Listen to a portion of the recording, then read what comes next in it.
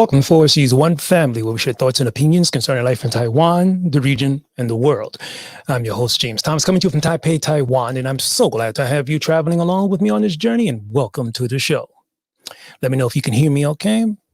Now, I'm doing this as a, impromptu talk about because recently I was on Facebook, and here in Taiwan, people, expats primarily, actually most of them, we're talking about how unfair it is living in Taiwan, and they work here. They feel that they contributed to the society, and they deserve the right to be treated equal, which is cool. But also, comments came in where people talking about they should be granted the right to have dual citizenship.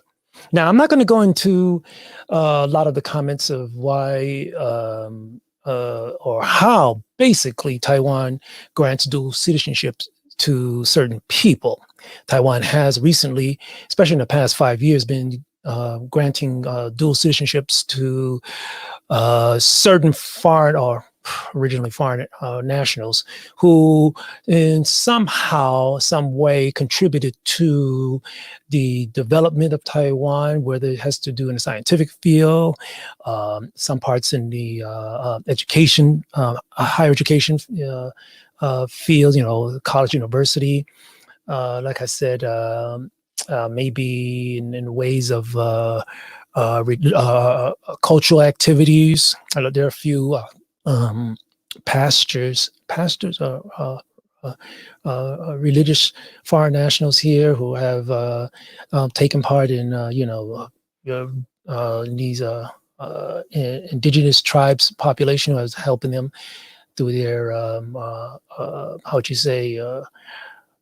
religious activities to get people together here in impoverished areas here in Taiwan. But I don't want to go too much into that because I also think there's a lot of nooks and crannies there I can talk about there. But a lot of our nationals here, I think, are getting a little bit lopsided, and I will kind of like lead into another topic that I would just mention a little bit on the surface here. 1、2、3是无1、2、3是无 Okay, inside joke. Okay, so like it says in my description, that says obtaining dual citizenship, it does offers a lot of conveniences, but also a lot of hassles, right? I want to investigate, or at least a little bit on the surface, to why some people choose to obtain dual nationality, dual citizenships, right? And what may be their reasons, their underlining reasons for doing so. And that can be many. And some of them can be quite heartwarming. Some of them can be quite, very logical, but some of them can also be quite nefarious. And I'd like to hear what you have to say on this, in this particular case. Now, a person or someone who would like to acquire dual citizenship, right? Theoretically, dual citizenship is supposed to give you rights of both nations that you apply to, right? And I am going to talk about how it specifically pertains to, say, U.S. citizenship, because not all nations allow dual citizenship. And if they do, they only allow dual citizenship to certain individuals. It can be just males, deny females dual citizenship, or it can be people who have a certain amount of capital, or allowing dual citizenship for those who invest a certain amount of capital within the country. And some countries just outright, honestly, do not allow open dual citizenship. And I'll talk about that in my next episode in some indirect ways. Now, dual citizenship, usually happens when the simplest way is when a person is born in another nation. Not always, right? Particularly, for example, in China, it doesn't make any difference, right? And in some cases, nations, if their citizen gives birth to someone in another nation, that person is, no matter what, considered their citizen. That makes sense. That's cool. But there's some things that we need to investigate, right?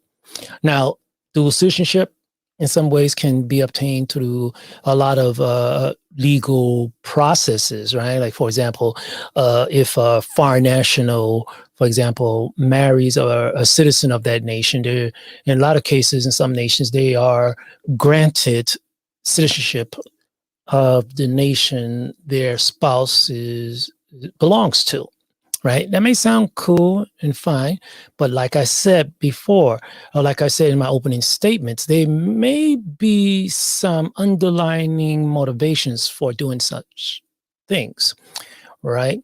Now, uh, of course, this is unless the parents are diplomats of certain nations. This is totally negated in most situations, right?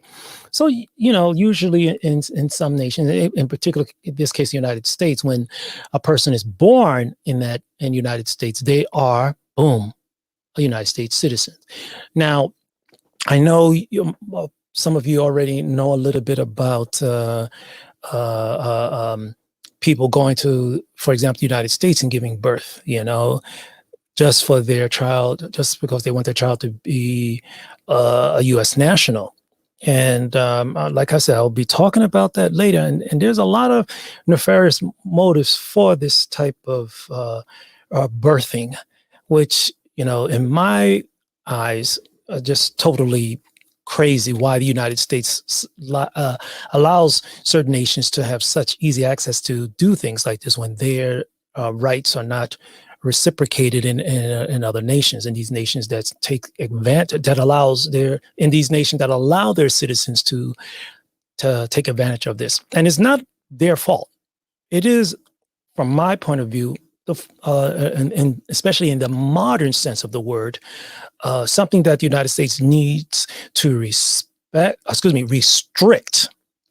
Okay, restrict and control. Now, it doesn't mean that I'm against it in all ways. There may be some conditions or situations that it may be quite applicable or fair, but in most cases, I feel that the U.S. needs to, and not only the U.S., but they need to take more control of who's allowed to come overseas if they're not a citizen to give birth in their nation.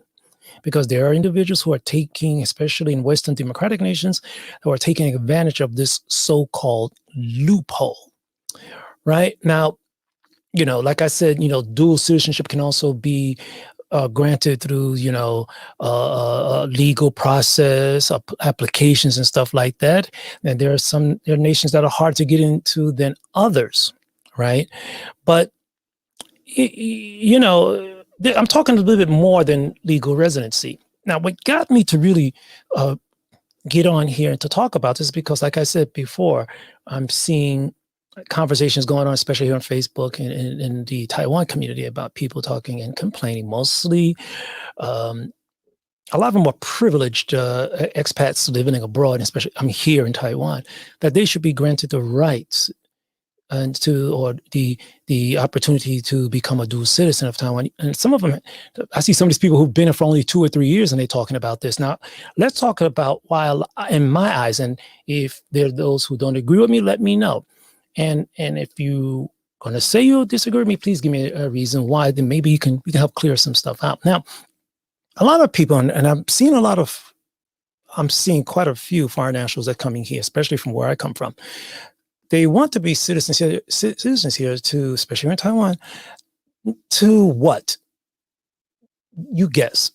To get or to have access to some of the social services that are a lot cheaper here, and not bad, a lot cheaper than it is in the West, or in a particular case, I'm talking about the United States. And this just baffles me.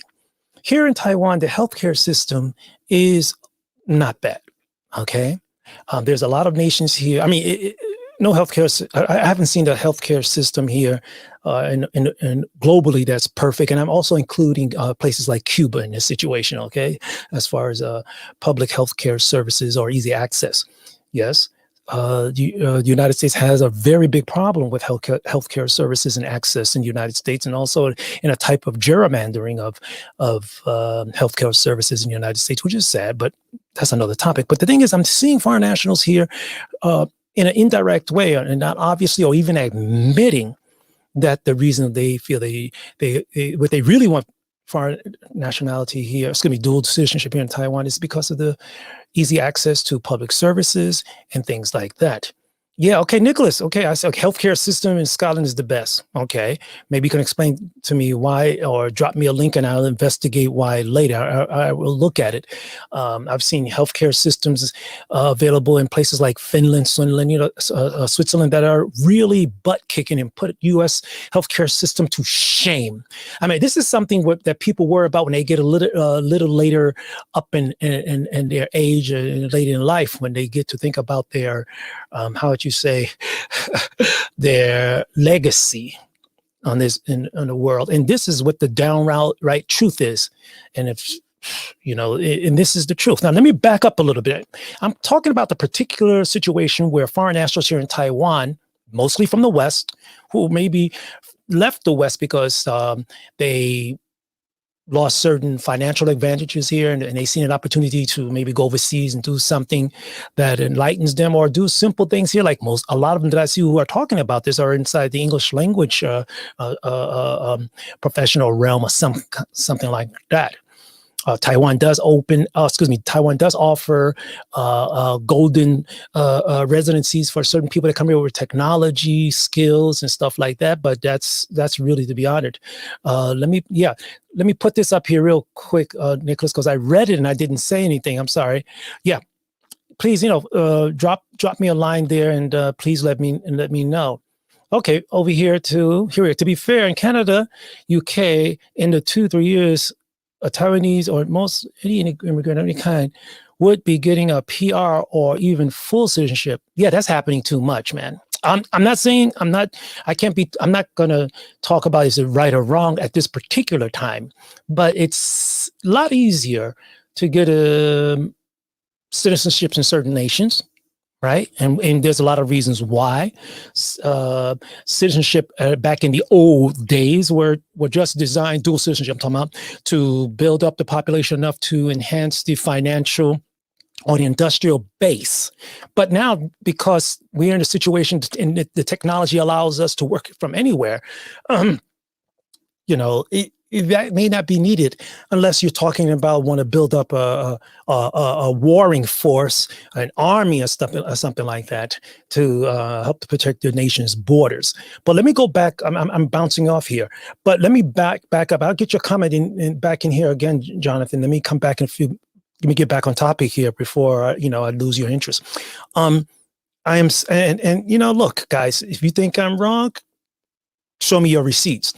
But the thing is, it kind of bothers me when I hear foreign nationals out here and who feel that they're obligated to, or they should be given the right to become dual citizens because their country allows it for the host nation they're in.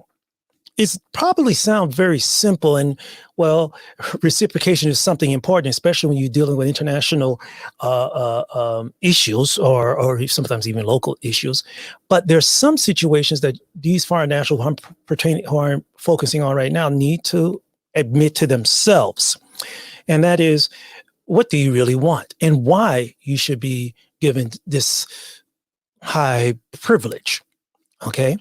And I mentioned something in my last 2 streams about, if you want to become a citizen of a nation, would you be willing to go to war for that nation instead of just only want to go and apply for dual citizenship just because you want the dental care or the health care? Okay. Let me get your comment up here. Okay. But those Westerners, to their mind, okay, they think after 3 years they ought to get that from. Yeah, it's a joke, man. Jonathan, it's a joke, right? It's a joke. Now, it may sound really weird for me to say that if you're a foreign national, for you to say that you should be treated as a local in all situations. It sounds all nice and neat, but to be honest, in this particular society here in Asia and others, um, you will always be a foreign national regardless, at least in the cultural sense, right? And this is just the way it is. And if you are an overseas national, for example, if you're an overseas a national here born in another country, in some ways you will be seen as as a foreigner in some ways because you may speak the same language, look like them, but you may be coming with a different type of cultural, how would you say, background cultural awareness. You may not have total local cultural awareness. Now, but this man, Jonathan, I'm seeing this really being taken. I mean, to the brims. I wish I had copied some of those comments, but I wish I would copy some of these comments, those comments on Facebook. But let me go into this, okay? Because there are benefits of becoming a dual national, right? You get breaks as far as how would you say, access to certain benefits and privileges offered by, the particular nations, such as the some kind of access to a social security system or a retirement system, usually, not all, but I would say about 70% of it, right? And you may not be necessarily allowed to vote in some circumstances. But in a lot of situations, the voting privilege is given, or if not immediately after a certain time period. Now, of course, if you are a dual national, you have to use that nation's passport to enter and exit that particular nation, which sounds cool. But it also gives you access to ownership. Like I can own property here in Taiwan as a resident, believe it or not. But I'm also required to pay taxes in both my home nation and in Taiwan, which I think is quite fair, right? And this is what I noticed that some of these foreign nationals who are talking about, they feel that they should be given citizenship here in Taiwan are not willing to do. Isn't that kind of strange? And I've brought it out to them, right? Dual citizenship gives you, in most cases, especially, but it does here in Taiwan, the right to own property, to purchase certain things, stuff like that. In some cases, here in Taiwan, there is a limited access to the local education system, at least the public education system, which can be quite tough. And most Western foreign nationals from the West really are kind of nervous about having their kids going to the schools here because the schools here are tough, boy. I mean, the kids here are in school all the time. Then you have to go to the supplementary schools, bushiban and stuff like that to catch up. I talked to some foreign nationals say that they would like their kids to do, say, elementary school, at least in junior high school here, and maybe high school, and then shoot them overseas to do higher education, like, college, university education and stuff like that. But yes, some nations, it does actually, if you have dual citizenship, access to education system, at least to some degree. Now, there are some disadvantages to all this too sometimes, right? There can be some disadvantages, and that's something that a lot of people don't want to admit, but you are bound by the laws by both nations. Okay. Now, you may be able to mitigate or keep hidden certain things from each nation, but there are people who are using these dual nationality arrangements to actually funnel resources, financial savings and stuff like that in a way that makes it totally hidden. Nicholas, let me put your comment up here, okay? Each NHS system is different, and the rest of the UK, like other systems, people shouldn't class everything the same way for the without researching. In what way? I mean, there's a lot of research you can do, right? Yes, each one is very different, but I'm trying to talk about some of this arrogancy that I determine. But like I said, there's some disadvantages too when you have to apply uh, dual, how you say, the rules and laws and regulations to citizens of each culture of nations you have a passport for. And when I say, this may sound weird, but when I'm talking about dual citizenship, I'm talking about people here that even want to talk about having citizenship to three nations, four nations, would really blew me off the table here. But like, for example, if you are a citizen of the United States, for example, but I don't know if the UK, you are in some cases, if there's a case of war, sometimes a male is required to do military service or something like that. A lot of people I've seen here in Taiwan actually didn't want their child to do the military service here, so they kind of like shipped them off to the United States and stuff like that. So people are using dual nationality to escape certain services. But going back to the Western nationals here who are demanding it, I always bring up to them, are you willing to have your child join the military service here? And most of the time, actually, I would say 95% of the time, they say no. Because this tells me that they don't really feel a responsibility for the nation here, at least Taiwan they're talking about, to have to spill blood for the nation. Yes. Yeah. Yeah, but Nico, I'm trying to thank you. I'm trying to make this. I'm putting this out here because I'm going to take this link and throw it in the faces of the people I just talked about. And, I did mention there's some disadvantages like double taxation and stuff like that. And different countries have different treaties when it's regarding to taxation of their citizens abroad. And in some cases, at least the case of the United States, it's not all that easy just to give up your citizenship. Okay, to give up your citizenship as a U.S. citizen, you have to actually pay some cash to get it done.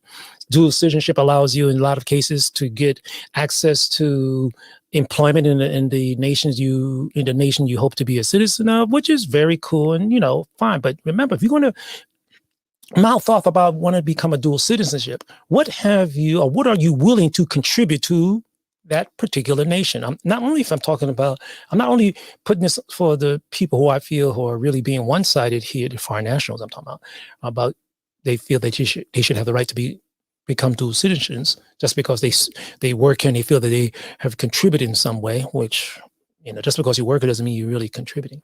Yeah. Okay. All right.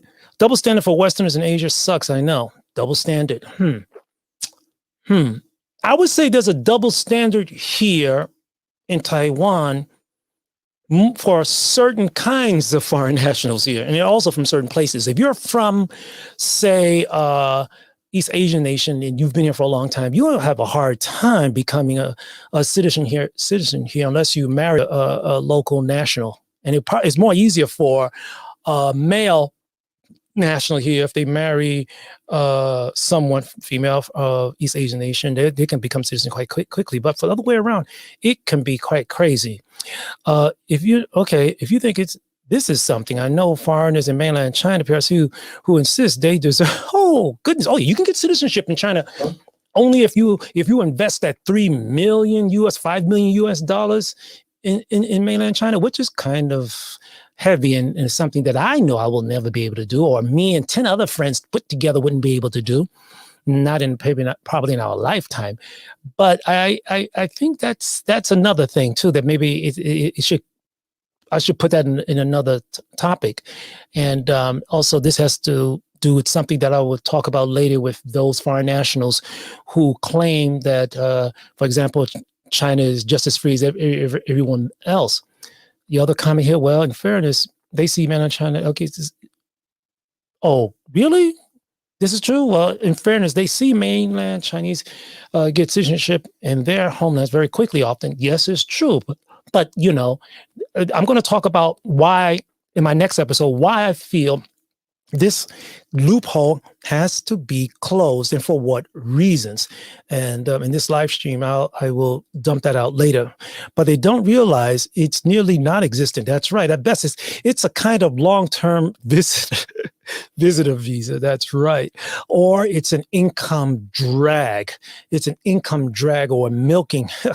Yeah. Well, yes.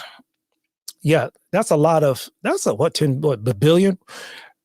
That's a lot of stuff to sneeze about. But you know, the visa process for us ordinary folks is quite complicated in any nation. But here in Taiwan, it is privileged for certain individuals. Like I said, if you're, for example, Elon Musk, if you want to be a citizen of Taiwan, that would be, you can trip, or you just have to make one Twitter tweet and you can become a citizen remotely from Taiwan, for Taiwan and of Taiwan, excuse me. And that is so crazy. Now, basically, I just want to put this out here because, you know, dual citizenship does allow you to enjoy certain benefits, right? Such as to live in a nation and to work freely in both countries and stuff like that, and own property and stuff like that. But are you willing to share the dual responsibilities of each country? Now, suppose, for example, you are from mainland China and you go to the United States, and the United States goes to war with China. What would you do? You'll bounce back to China or stay in the United States? Because I am aware of certain individuals who come from mainland China, study the United States, and they don't want to go back to China for certain reasons. And but they may love their nations, but for reasons like maybe they have invested in the United States to a certain degree, and they don't want to just leave it there. What do you do in these situations? Who do you have true allegiance to, right? But there are drawbacks with being dual citizens, right? And they include the possibility of being, you know, responsible for dual taxation and military. Say if you're under 18, you may be required to do military services or have your child do this. I mean, what do you do, right? And the expense can be quite over the top, right? And this is something that I would like to stress out. And briefly, I was trying to do this under 30 minutes, but maybe I can't. But this is really bothersome and headache-wise, and caused me to, how would you say, go into a type fest over there with some of these individuals who are just using their pigheadedness and stuff like that.